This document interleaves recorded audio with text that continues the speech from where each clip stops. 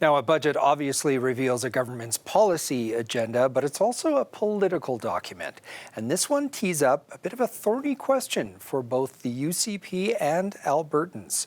Jason Markusoff covers all things political for us. He joins us now in studio. Good to see you, Jason. Hi, Rob. So the thorny issue I'm alluding to here is what is now a structural, an ongoing deficit, and what to do about it. Can you explain?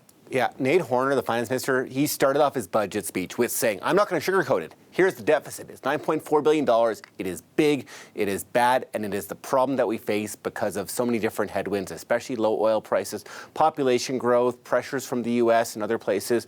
He is not brushing this under the rug. He knows that this is a big thing that people are going to see, and it's clear from his press conference and his speech that he sees it as a problem.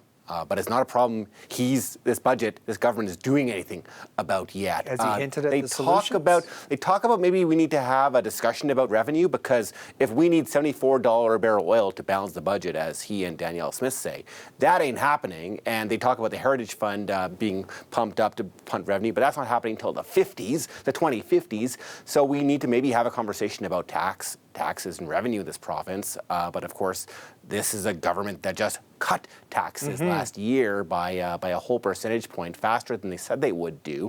And there's an election coming up next year.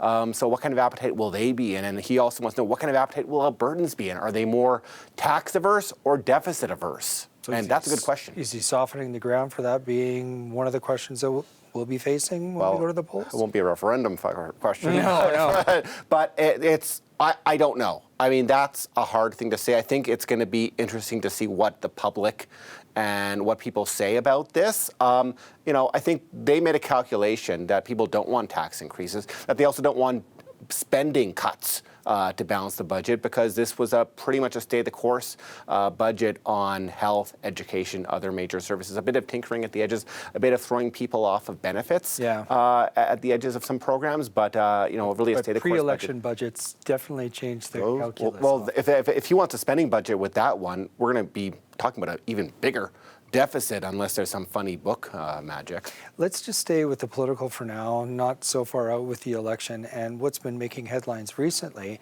And that's been talk of immigration, obviously. The Premier going public with her concerns in this province-wide TV address last week. The cost of immigration to Alberta, was that factored into today's budget? No, they didn't talk about that. For all these questions we're going to be having, they don't have a dollar figure on how much we would save if we cut a bunch of temporary residents, like asylum seekers, temporary foreign workers, visa students off of that. There are no deficit budgets. He didn't actually talk about immigrants in his budget speech. He talked about population control through these referendums. So there's no financial basis that we know. Certainly, that, cutting off immigrants from our budget, depending, how controversial it is, that's not going to fix a $9.4 billion deficit. What do you make of the fact that he's not talking about it in those terms then? Well, there's a lot of things that Danielle Smith talks about that the finance minister doesn't talk about.